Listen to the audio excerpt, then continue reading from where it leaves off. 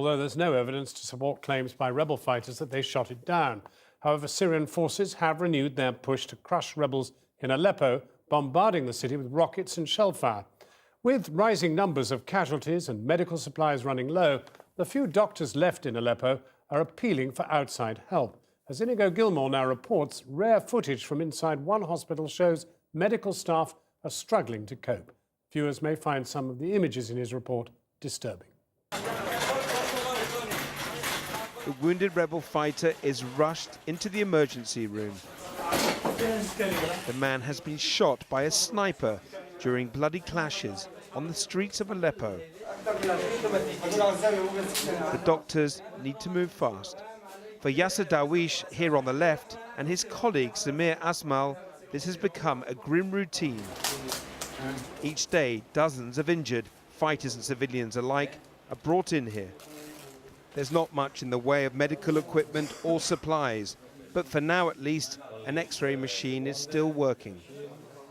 We now want to make X-ray for him, okay. And we want to say after this what we find.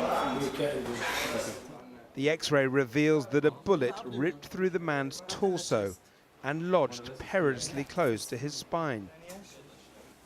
The man needs an operation, but there's no place to go in Aleppo, so like others, he may need to travel to neighboring Turkey.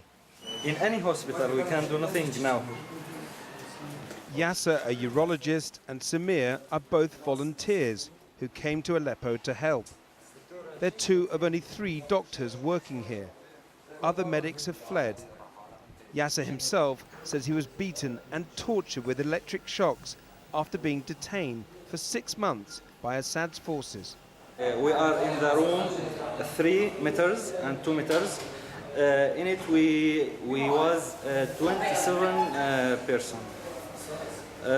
We cannot sleep. Just by trying to save lives, doctors here are putting their own lives at risk. Those accused of supporting the uprising have routinely been targeted by the Assad regime and even brutally killed. This hospital is in central Aleppo, close to the intense frontline clashes between rebels and regime forces. This is now a daily routine in the city. Rebels charge around with mounted guns, drawing a brutal response from the regime's better equipped forces. For the civilians who don't escape in time, the prospects are grim. This child is hurt in the Fardos area by the regime. This child just one of hundreds in need of medical assistance. At the hospital, another young man with shrapnel wounds. He says he was attending a demonstration against the regime when it was targeted. The shrapnel narrowly missed his spine. Another day, another injured child. This boy wounded after a rocket from a helicopter gunship exploded near him. They're struggling to cope with the scale and severity of the injuries, with many requiring specialist help.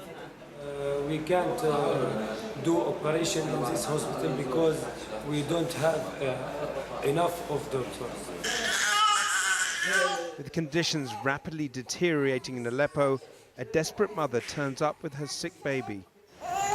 The nurse is unable to explain why the baby has such a high fever or to suggest a cure. No wonder the hospital is appealing for urgent outside help from anyone who will listen. Any doctor listening right now, I hope to come and help these people and help these children and this woman. I hope that. Inigo Gilmore reporting.